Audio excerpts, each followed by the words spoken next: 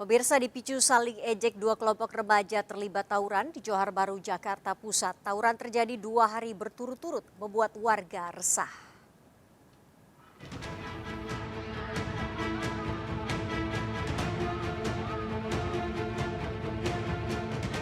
Aksi tawuran dua kelompok remaja ini terjadi di Jalan Pangkalan Asem, Johar Baru, Jakarta Pusat pada dini hari.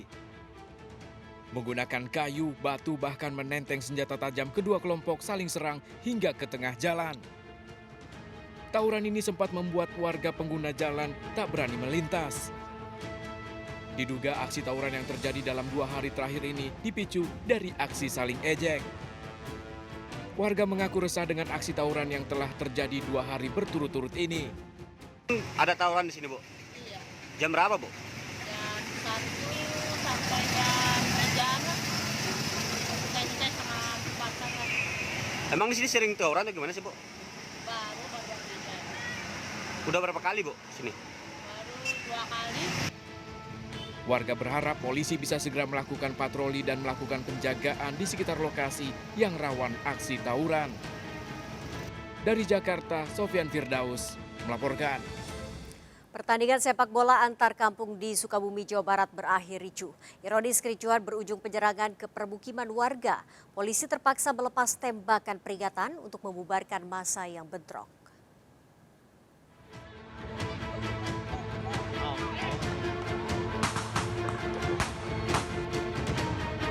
Kericuan antar supporter dan para pemain dari Kampung Pasir, Badak, Jero, dan Legok Nyenah terjadi di lapangan sepak bola Mangkalaya, Cisaat, Sukabumi, Jawa Barat. Kedua supporter dan para pemain terlibat keributan hingga ke tengah lapangan, bahkan sampai terjadi aksi saling serang. Kericuan dipicu dari bentrokan sesama pemain saat pertandingan berlangsung hingga berlanjut pada aksi penyerangan supporter di pinggir lapangan. Melihat kericuhan antar supporter dan para pemain yang tak terkendali, petugas terpaksa melepaskan rentetan tembakan peringatan untuk bisa membubarkan warga yang berseteru. Setelah bubar, kericuhan ternyata berlanjut. Kedua kelompok warga kembali terlibat aksi saling serang hingga ke wilayah perkampungan. Dari keributan ini terjadi aksi pengerusakan motor dengan menggunakan senjata tajam. Polisi memeriksa sejumlah saksi untuk memburu para pelaku penyerangan pasca kericuhan pertandingan sepak bola antar dua kampung. Pahaman, ada salah satu supporter dari desa dari kampung Legok Nyenang, ya, desa Cibolang, ke orang Awinenggang, sehingga ya tidak merasa enak dan tidak puas, kemudian ya melakukan penyerangan orang Awinenggang ke Legok Nyenang. Sampai saat ini kepolisian sudah memeriksa saksi dan atau bagaimana? Saat ini kita dimintai masalah keterangan ya, saksi-saksi kenapa sampai terjadi masalah keributan dan penyerangan. Polisi masih melakukan penjagaan di sekitar lokasi penyerangan dan lokasi bentrokan. Kasus ini masih dalam penyelidikan Mapolsek Gunung Guruh. Dari Sukabumi, Jawa Barat, Budi Setiawan melaporkan. Sopir angkot yang nekat menerobos palang pintu perlintasan di Medan, Sumatera Utara hingga tertabrak kereta menewaskan 4 penumpangnya ditetapkan sebagai tersangka. Selain tidak memiliki SIM, sopir angkot tersebut ternyata mengemudi dalam kondisi usai mengkonsumsi narkoba dan minuman keras. Wow, kena. Bam! Lampat.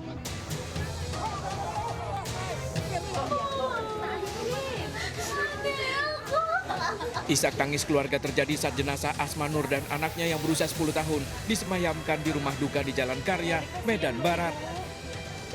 Ibu dan anak ini merupakan 2 dari 4 korban tewas akibat angkot yang ditumpanginya ditabrak kereta karena nekat menerobos pintu perlintasan di Jalan Skip, Kecamatan Medan Petisa.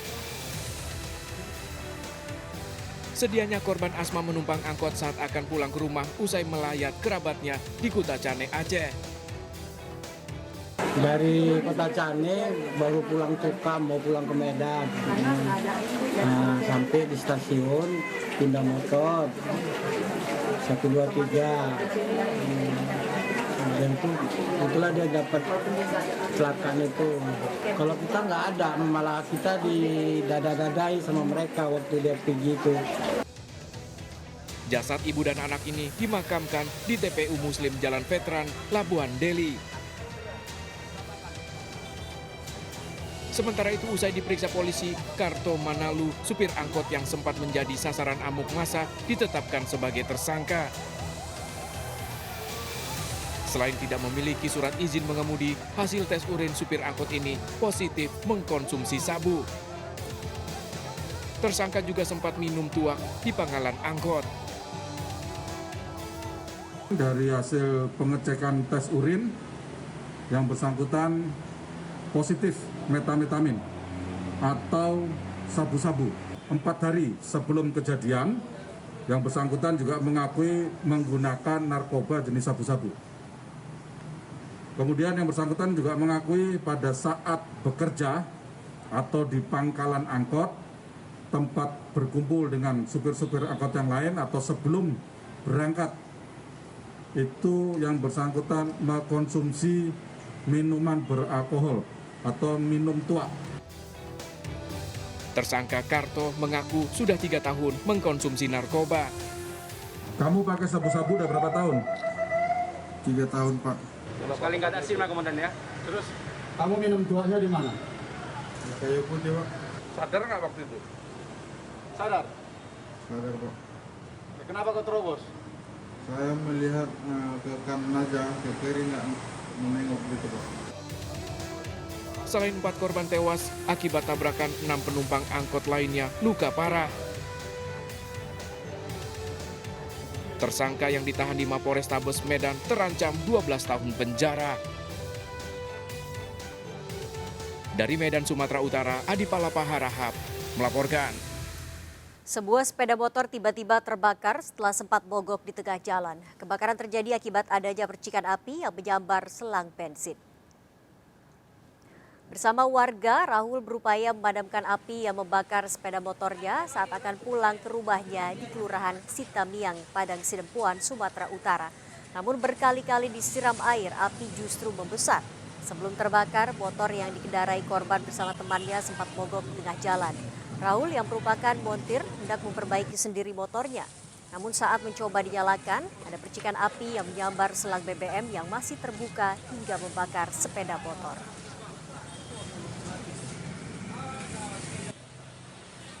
Dipicu cinta segitiga, seorang pria di Kendal, Jawa Tengah tewas dibunuh teman kerjanya. Korban tewas kehabisan nafas diduga akibat dibenamkan pelaku di selokan. Pembunuhan dipicu karena pelaku emosi dituduh berebut kekasih korban.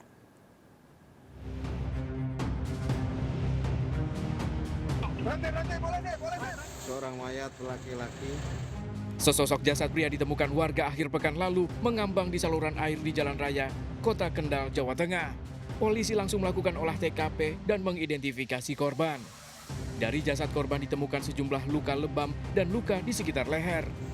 Dari penyelidikan, korban dipastikan tewas akibat kehabisan napas karena tenggelam. Pelaku yang merupakan teman kerja korban ditangkap saat dalam perjalanan pulang ke rumahnya. Berhenti, boleh sih. Kamu namanya Ulum? Kamu Ulum ya? Kamu Ulum? Dari pemeriksaan, pelaku mengakui perbuatannya menghabisi korban. Kamu yang sikat Iman? Iya atau enggak? Iya, Pak. Ya udah. Pelaku langsung dibawa ke Mapolres Kendal bersama barang bukti motor yang digunakan saat membunuh korban.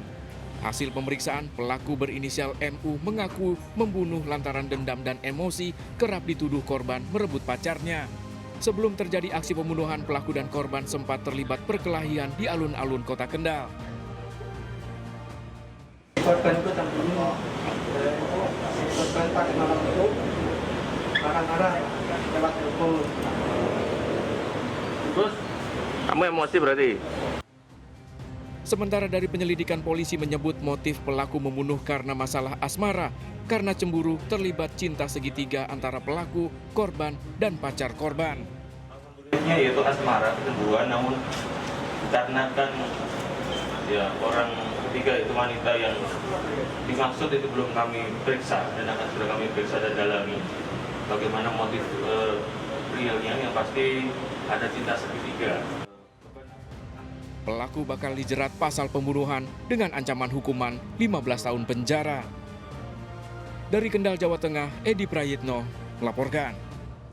Mengaku petugas ukur tanah komplotan pencuri beraksi memperdaya seorang lansia pemilik toko bangunan di Medan, Sumatera Utara. Satu pelaku mengalihkan perhatian korban, pelaku lain masuk ke dalam ruko menggasak perhiasan korban. Aksi pencurian terekam CCTV.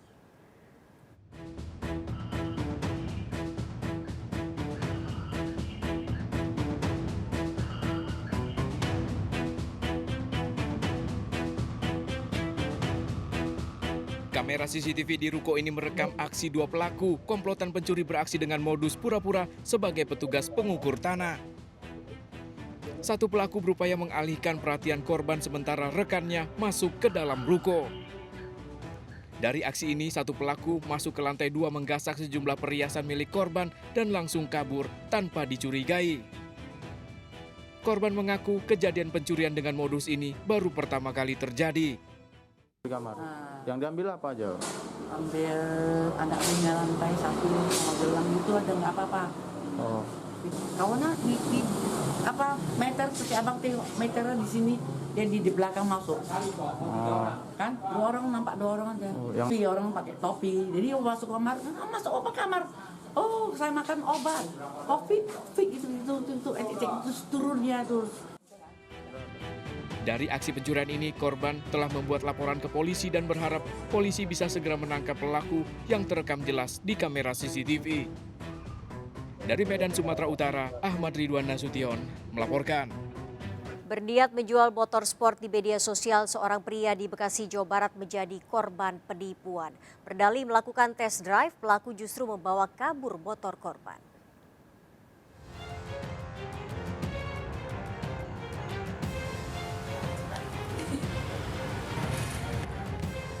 Niat menjual motor sport di media sosial seharga 21 juta rupiah, Agus warga Jalan Ampera, Bekasi, Jawa Barat, justru menjadi korban penipuan. Agar meyakinkan pelaku yang berpura-pura akan membeli sepeda motor korban, awalnya datang ke rumah Agus untuk mengecek kondisi kendaraan. Esok harinya pelaku meminta korban membawa motor sportnya ke bengkel untuk diperbaiki. Pelaku berjanji akan memberikan uang muka di bengkel. Berdalih melakukan tes drive, pelaku justru membawa kabur sepeda motor sport korban. Enggak, setelah pertama dia ngecek pertama di sini dulu. Di rumah lah ya? Di rumah dulu ngecek motor. Misalnya mau ngasih DP. Untuk bertemu di Jatimulya di sebuah bengkel. Nah saya pas selesai seminggu itu menyamarkan dia ke tempatnya. Nah lalu pas kejadian itu dia langsung membawa kabur itu, Pak. Korban mengalami kerugian 20 juta rupiah. Polisi masih melakukan penyelidikan kasus penipuan ini. Dari Bekasi, Jawa Barat, Rahmat Hidayat, iNews melaporkan. Sat Narkoba Polres Jakarta Barat mengagalkan penyelundupan setengah ton ganja ke Jakarta. Puluhan karung ganja tersebut disembunyikan pelaku di dalam hutan di Mandailing, Natal, Sumatera Utara.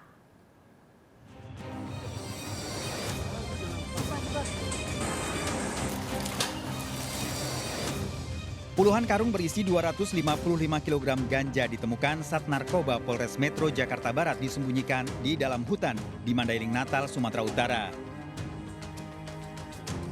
Rencananya ratusan kilogram ganja ini akan dikirim ke Jakarta menggunakan truk. Terungkapnya kasus ini setelah polisi menggagalkan penyelundupan 279 kg ganja dari 3 kurir di Bekasi, Jawa Barat. Dalam kasus ini polisi menangkap 8 orang, 3 diantaranya merupakan pengendali jaringan narkotika lintas Sumatera. 2 hasil ungkap tersebut, barang bukti total yang disita sebanyak 534 kg dengan asumsi di pasaran gelap nominal rupiahnya kurang lebih sekitar 1,8 miliar. 8 pelaku ditahan di Mapolres Metro Jakarta Barat. Polisi kini masih menyelidiki keberadaan ladang ganja milik jaringan lintas Sumatera. Dari Jakarta, Miftahul Gani, iNews melaporkan. Sebarkan berita bohong soal tertangkapnya babi ngepet hingga picu kerumunan, warga Depok, Jawa Barat divonis 4 tahun penjara. Sergap kembali sesaat lagi. Jalan kuda,